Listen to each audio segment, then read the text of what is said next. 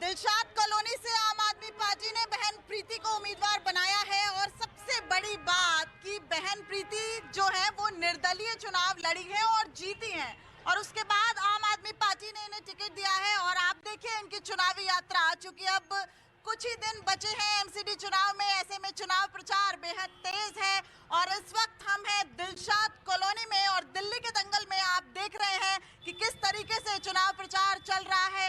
और रामनिवास गोयल जी जो विधायक हैं इलाके के, सबसे पहले इनसे बात करते हैं। सर, इस बार चुनौती इस लिहाज से बड़ी है कि परिसीमन के बाद दिलशाद कॉलोनी का इलाका विवेक विहार के भी कुछ वार्ड आ गए हैं जो कि पॉश इलाका है और सीमापुरी जो कि झुग्गी झोपड़ी है, यानी दोनों ही जनता को टारगेट करना है। आप देखिए, ये भारतीय जनता पार्टी की योजना थी। 22 सीटें कम करके जोड़ तोड़ करके सब सीटों को बीजेपी के पक्ष में लाने का उन्होंने प्रयास किया, लेकिन वोट अमित शाह नहीं देता, वोट तो जनता देती है और जनता ने निर्णय किया। आप देख रहे हैं विशाल जनसमूह आम आदमी पार्टी के लिए चल रहा है।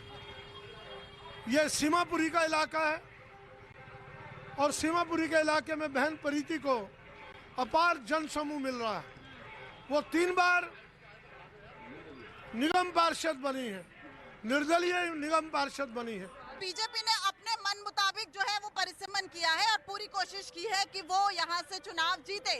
अब बहन प्रीति के पास आते हैं, चूंकि मैम आप इस इलाके को बहुत अच्छी तरह से जानती है तो मुद्दों पे बात करेंगे। मुझे मुद्दे दिखाइए। मैं यहाँ देख रही हूँ कि जब एक विशाल यात्रा निकल रही है तो भारी भीड़ हो गई है। जी, मैं पिछले 15 साल से निर्दलीय जीती और अपने क्षेत्र के विश्वास पर आप सोच कर देखिए कि 5 बार लोग विश्वास करेंगे, फिर 5 साल करेंगे, फिर 15 साल करेंगे, कोई तो कारण होगा। तो मैं समझती हूँ कि जब लोग कहते हैं नेता आते नहीं, बहन प्रीति तो घर जाती ही नहीं। मेरा पहला उद्देश्य ये होता है कि जिन लोगों से हम एक एक वोट लेते हैं उनके घर का विकास, उनकी गली मोहल्ले का विकास, और विकास देखना है तो आप दिलशाद गार्डन देखिए जाके, जो मैंने 15 साल में किया है। अंडरपास विवेक विहार बहन प्रीति ने बनवाया। विवेक विहार के सारी मार्केट 7 मार्केट डीडीए की मैंने बनवाई और मैं देख रही थी कि यहाँ पर कोई विकास नहीं है। हमारे अच्छा, पॉश इलाके के मुद्दे क्या है मैम? ये माइक थोड़ा सा हमें नीचे रखना पड़ेगा। पॉश इलाके के मुद्दे क्या है? झुग्गी झोपड़ियों के मुद्दे समझ आ गए, पीने का पानी नहीं है, बिजली नहीं है, कूड़ा नहीं है, कूड़ा बहुत ज्यादा है। पॉश इलाके के मुद्दे, पॉश इलाके में सबकी यही समस्या होती है जी, चूँकि उनके पास टाइम कम होता है। हमारी बहनों के पास, हमारे भाइयों के पास, वो अपने व्यस्त जीवन में बहुत व्यस्त होते हैं। तो मुझे तो ये होता है कि मैं अपने लोगों को, चाहे वो सीनियर सिटीज़न हो, मैंने सीनियर सिटीज़न होम बनाया, बहनें हैं, मैंने बहनों के लिए योगा सेंटर बनाया।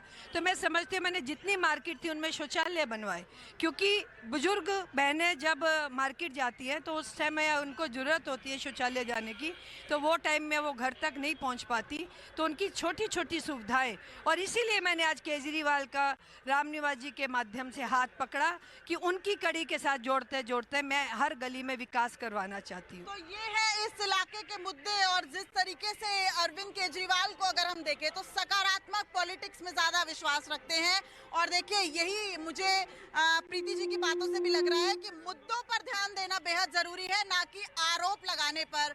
हमें समस्याओं को समझना होगा, ना कि ये कि उसने ये नहीं किया, ये हमारे अंतर्गत नहीं आता। लेकिन बहन प्रीति की अगर मैं बात कहूँ, और मैं काबिल तारीफ भी करूंगी कि आपने समस्याओं और मुद्दों को ज्यादा तरजीह दी है और शायद यही वजह है कि अपने दम पर चुनाव लड़ी, जीती और अब आम आदमी पार्टी के टिकट से दिलशाद कॉलोनी से खड़ी हुई हैं। अब देखना होगा कि 7 दिसंबर को दिल्ली की जनता किसे ताज पोशी करेगी।